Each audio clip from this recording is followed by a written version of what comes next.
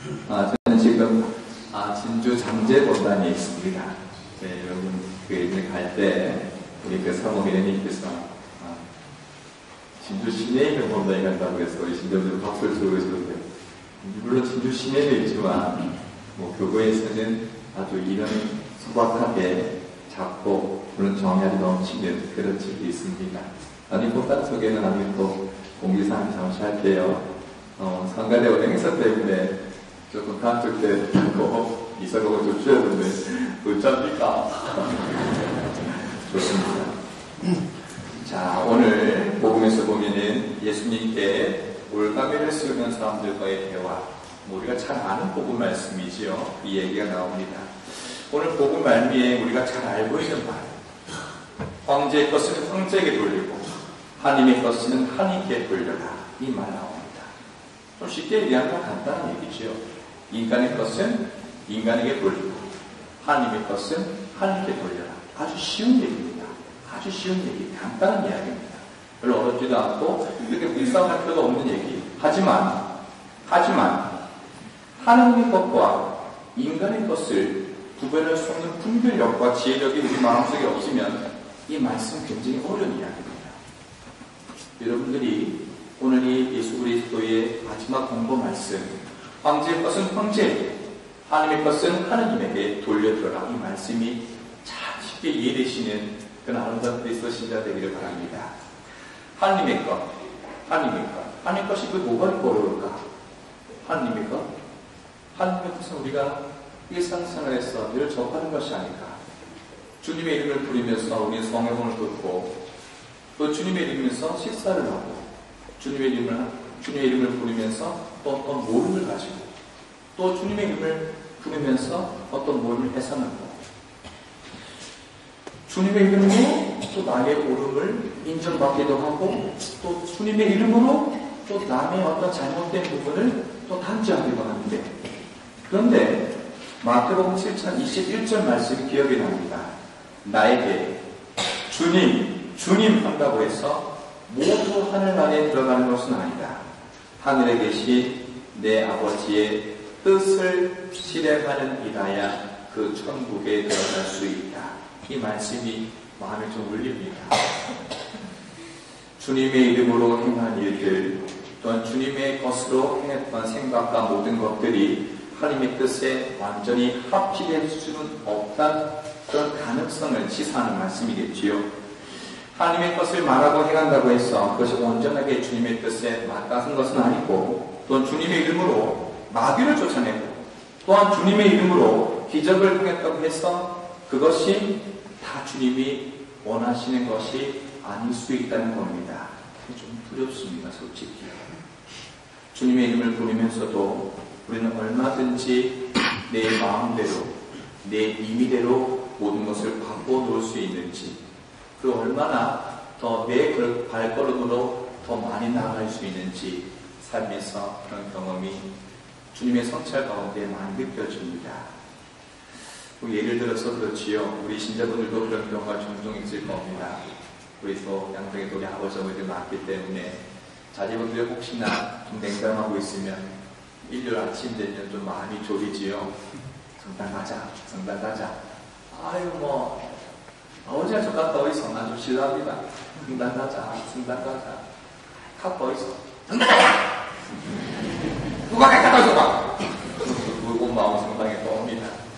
아무리 좋은 것이라 할지라도, 주의를 지키는, 하나님의 계명을 지키는 것이라 할지라도 그것이 내 식과 내 틀을 가지고 있으면 자비의 하나님께서 그 모습을 보시고 과연 반갑게 여기실까, 그런 생각도 한번 해봅니다. 오늘 주일에 여러분 공기도 우리가 말씀의 전례 앞서서 같이 한번 기도를 했었는데, 여러분 내일 숙제 있으면 같이 한번 보셔도 됩니다. 공기도의 내용을 한번 더 외워봅니다. 아버지, 사람들의 자유의지를 신비롭게 이끄시며 모든 피조물이 아버지께 순종하게 하시니, 성자의 말씀과 성령에 따라 누구나 자기 고난을 올바로 사용하게 하시고, 참된 권위는 모든 사람을 섬기는 데 있으며 온 인류가 아버지의 꼴로 하나님이심을 깨닫게 하소서.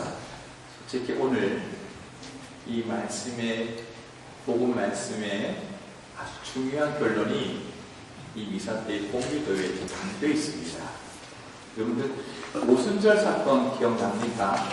오순절 성령 강림 사건. 사도행전 2장 1절부터 나올 말씀이죠. 제가 한번 여러분에게 낭독해 드리겠습니다. 마침내 오순절이 되어 신도들이 모두 한 곳에 모여 있었는데 갑자기 하늘에서 세찬 바람이 부는 듯한 소리가 들려오더니 그들이 앉아있던 온 집안을 가득 채웠다. 그러자 혀 같은 것들이 나타나 불길처럼 갈라지며 각 사람 위에 내렸다. 그들의 마음은 성령으로 가득 차서 성령이 시키는 대로 여러 가지 외국어로 말을 하기 시작하였다. 그때 예루살렘에는 세계 각국에서 온 경건한 유다인들이 살고 있었다. 그 소리가 나자 많은 사람들이 몰려들었다. 그리고 사도들이 말하는 것이 사람들에게는 저마다 자기네 지방말로 들리므로 모두 어리둥절해졌다. 무슨 강행사가 다 아시죠? 여기 아주 놀라운 이야기가 있습니다. 놀라운 이야기. 하나님께서 기적을 일으켜서 사람들에게 각자의 말로 들리게 합니다. 물론 그것도 맞습니다.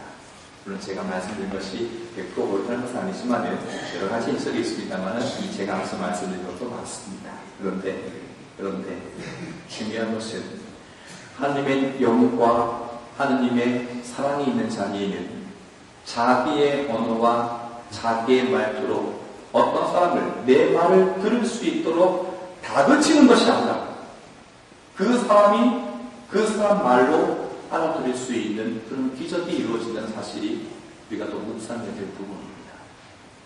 하나님께서 계신다면 주님의 이름으로 우리가 늘 성경을 듣고 모든 것의 시작과 끝맺음을 하고 있다면 또한 주님의 것으로 어떤 이에게 권고를 하고 있다면 그 사람이 그 사람의 말로 알아들을 수 있는 그 거룩한 기적이 이루어져야 됩니다. 아무리 좋은 것이 할지라도 나의 말투와 나의 스타일이 담겨 있으면 그것은 폭력될 수 있습니다. 사랑도 폭력이 될 수 있음을 기억해야 됩니다. 말씀이 사람이 되시어 우리 가운데 사셨다. 요한복음 1장 14절 말씀 다 아시죠? 말씀이 사람이 되어 우리 가운데 사셨다. 놀라운 이야기입니다. 하나님께서 높은 곳에 자기 자리를 고집하지 않으시고 우리 가운데 오셔서 우리와 같은 삶과 우리와 같은 언어로 우리에게 이야기를 하셨다는 겁니다. 성령 강림 사건 그 전에 우린 벌써 예수 그리스도의 육화 사건을 우리는 알고 있습니다. 예수 그리스도의 거룩한 탄생이 왜 그 탄생 일과 탄생 사건이 우리에게 이루어졌는가? 왜 시골 처녀 마리아의 아주 간결하지만 소중한 고백, 주님의 뜻이 그대로 제게 이루어지길 바랍니다. 그 고백으로 인해서 엄청난 일이 시작되었는가? 왜 하나님은 자기 자리를 고집하지 않으시고 우리에게 오셔서 우리와 같은 모습으로 우리 언어로서 이렇게 말씀을 하고 계실까? 하나님의 것이 무엇인지 조금씩 느껴집니까? 하나님의 것은 바로 어떤 것을 지키는 데 있지 않습니까? 거룩한 중심을 가지고 어떤 이에게 어떤 것에 어떤 때에 맞춰지는 것을 의미한다는 것입니다. 하나님이 사람이 되시어 우리 언어로 말씀하시는 그 예수 그리스도의 사랑이 트집을 잡으려고 바리사이들과 그 일간들이 주님께 어떤 질문을 드립니다. 주님, 황제에게 세금을 바치는 것이 옳습니까? 옳지 않습니까? 그 답으로 예수님께서 황제에게 바치는 그 돈을 좀 보여달라고 다시 한번 그러자 그 바리새인 제자들이 그를 안에서 데나리온 한 입을 꺼내서 보여줍니다. 별 문제가 안 되는 것 같죠? 큰 문제, 이게 큰 문제입니다. 율법학자들의 호주머니에서 카이사르 황제의 얼굴이 찍혀있는 동전이 나왔다는 것은 그들의 말 가운데, 행위 가운데 거짓의 이중성이 담겨있다는 것을 포함하고 있기 때문입니다. 당시의 상황을 보면 유대인들이 로마에 세금을 내는 것이 맞는가 안 맞는가 굉장히 참 궁금했습니다. 우리나라 같은 경우 일제 치하 때 우리가 일제에 세금을 내는 것이 맞나 내지 않는 것이 맞나 이렇게 생각하시면 아마 이해가 좀 더 빠를 겁니다. 사두가이파 사람들은 아주 현실주의자였죠. 엄연한 정치 현실을 받아들여서 세금 내는 것이 문제가 되지 않나 생각했습니다. 그들은 세금을 냈죠. 하지만 바리사이들은 달랐습니다. 하나님을 섬기는 백성이 어떻게 본인이 자처하는 내가 곧 신이라고 얘기하는 로마 황제의 그 얼굴이 바뀌는 돈을 다시 그에게 줄 수 있단 말인가? 이것은 우상숭배다. 그렇게 가르쳤던 그들이 안쪽으로는 자기들만의 권위를 유지하고 싶어서 말은 그렇게 하지만 뒤로는 세금을 내고 있는 그런 사건이 늘 있어 왔습니다. 주님께서는 그것을 알고 있는 것이지요. 열성 당원들만이 주님을 섬기고 황제에 대한 우상 숭배를 거부하면서 세금을 내지 않았던 것이 그때의 진실이었습니다.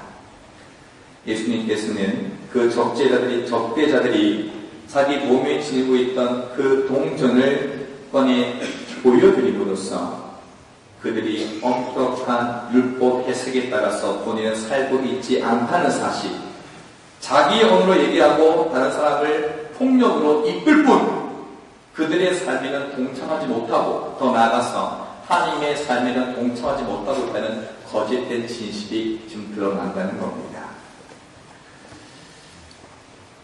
하느님을 우리 생명의 근원이시요 또한 구원자이시요 또 성화주이시라고 우리는 고백하고 있지만 우리가 어떻게 보면은 이런 이중성이 우리 머리와 우리 가슴과 손가발에 담겨 있을지도 모르겠습니다. 마태복음 15장 6절 이하 말씀.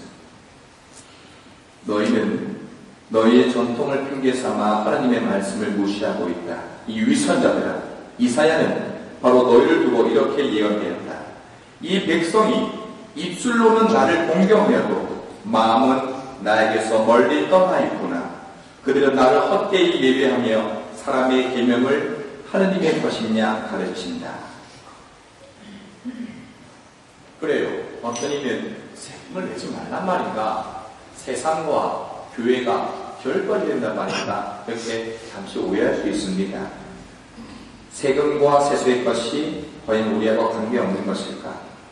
계시 종교인 가톨릭 교회는 성서와 성전을 통해서 그분의 진리를 얘기를 가르쳐줍니다. 성전의 대표적인 예인 바티칸 공의에 있는 우리 평신도 여러분들에게 제일 중요한 특성, 세속성을 아주 강조하고 있습니다. 평신도의 제일 첫 번째 특성이 바로 세속성입니다. 세속에 살면서 하나님의 거룩한 진리와 사랑을 드러낸다는 그 사실을 늘 여러분의 의무로서 교회는 가르치고 있습니다. 이것이 곧 하나님의 진리입니다. 결별을 누리지 않습니다. 무엇이 중요하냐면 하느님과 세상과의 함께 살면서 어떤 것을 분별할 줄 알고 또 어떤 것을 내 삶의 중심으로 삼아야 되는가, 거기에서는 올바른 지혜를 주님께서 늘 청해 준다는 겁니다. 그런데 우리는 좀 애매한 입장을 늘 취하고 있습니다. 여러 가지 예가 있겠지요. 여러 가지 예가 있겠습니다만 한 가지 예만 우스갯소리를 여담으로 한번 해보겠습니다. 사순과 배림 때는 항상 모든 신자와 사제를 포함해서 무엇이 요구되어집니까? 그렇죠. 금육과 금식이 요구되어집니다. 우리 신자분들이 정말 좋은 마음으로 신부님한테 신부님 금요일 토요일 종합회 연휴 시작되는데 식사는 다 합시다. 금요일인데 다음 식사는 다 합시다. 가보시다. 갔습니다. 고깃집. 자, 고기 드시고 솔직히 좀 잘하십시오. 금요일은 고기 다녔잖아요. 신부님, 금요일은 신부님과 같이 있으면 가면 안 됩니까? 누가 그래? 누가 신부님과 같이 있으면 가면 된대요? 그런 건 없습니다. 오늘 회식인데 가면 안 된다. 조금 이상한 것이 있다는 겁니다. 우리가 하나님 믿고 따르고 있지만 어떤 상황과 어떤 때가 됐을 때 우리도 이 바리사이들의 모습과 똑같이 다른 생각의 주머니를 사고 있다는 겁니다. 앞에서는 하느님 하지만 안쪽에서는 황제의 얼굴이 담긴 우상 숭배의 동전을 만지작 거리고 있다는 겁니다. 두 개의 주머니가 우리 머리와 마음에 있으니 항상 애매하게 무엇이 맞는지 안 맞는지, 신심이 조금 작은 분들 같은 경우에는 관면 내는 것 같다 하시는 분 계시면 그렇게 이해할지 모르겠습니다만, 조용한 침묵 가운데 하느님을 정말 신실하게 믿는 신자들에게는 그것은 참 보기 좋지 않은, 그들의 신성에 상처를 주는 그런 모습이 됩니다. 신명기 10장 12절에서 14절까지의 말씀, 아주 중요한 말입니다. 오늘 결론 나올 수 있겠습니다. 이스라엘아, 주 너의 하나님께서 너에게 요구한 것이 무엇이겠느냐? 그것은 주 너의 하나님을 경외하고 그분의 모든 길을 따라 걸으며 그분을 사랑하고 마음을 다하고 목숨을 다하여 주 너의 하나님을 섬기는 것, 그리고 너희가 잘 되도록 오늘 내가 너희에게 명령하는 주님의 계명과 규정들을 지키는 것이다. 보라, 하늘과 하늘 위의 하늘, 그리고 땅과 그 안에 있는 모든 것이 주 너의 하나님의 것이다. 이 세상 것 중에 하나님의 것이 아닌 게 무엇이 있을까요? 무엇이 있을까요? 모두가 다 하나님의 것이겠지요. 그러면 또 물을 수 있으면, 신부님, 하나님의 것과 인간의 것 구별하면서 하나님의 것만 얘기하면 짭니다. 그럼 우리는 인간의 것 있습니다. 어디에 있습니까? 마태복음 25장 33절. 잘했다. 착하고 성실한 종아, 네가 작은 일에 성실하였으니 이제 내가 너에게 많은 것을 맡길 것이다. 와서 네 주인과 함께 기쁨을 나누어라. 우리의 것은 뭡니까? 우리의 것은 뭡니까? 하나님의 것을 충실해서 그분의 것을 즐기면 됩니다. 그것이 우리 몫입니다. 에덴 동산은 우리 게 아닙니다. 하지만 에덴 동산의 즐긴 몫은 우리 것입니다. 주님께서 그렇게 말씀해 주셨습니다. 하나님 것과 인간의 것 구별하는 것 어렵지 않습니다. 모든 것의 시작이요 마침이 알파요 오메가라는 것을, 하나님 것이라는 것을 우리가 인정하고 또한 그것을 사랑하고 그것을 성실하게 했을 때 얻어지는 것들 우리는 누리면 됩니다. 여러분, 아름다운 평화 원하십니까? 가족 간의 사랑 원하십니까? 주님의 계명을 지키십시오. 그리고 누리십시오. 여러분께서 누릴 만한 만복이 천국과 이 교회에 준비되어 있습니다. 누릴 준비됐어요? 거기 위해서는 하나님의 것을 먼저 구별할 수 있어야 됩니다. 왜 됩니까? 정말 어렵습니다. 정말 어렵습니다. 하지만 우리는 오늘 복음 말씀 가운데 기억을 합니다. 하나님의 것은 하나님에게로, 인간의 것은 인간에게로, 모든 것이 만물이 하나님께로부터 시작되어 왔으니 그것에 대한 충실과 올바른 섬김, 그 가운데 나의 폭력이 아닌 그분의 낮춤 방식을 통해서 모든 이가 각자의 언어로 알아들을 수 있는 자비와 자애를 가지며 그 가운데에서 얻어지는 모든 진복과 만복을 나는 누려야 할 것이다. 이것이 오늘 복음의 결론입니다. 행복할 준비 됐어요? 네. 그럼 행복하세요. 주님께서는 우리 가운데 계십니다. 네.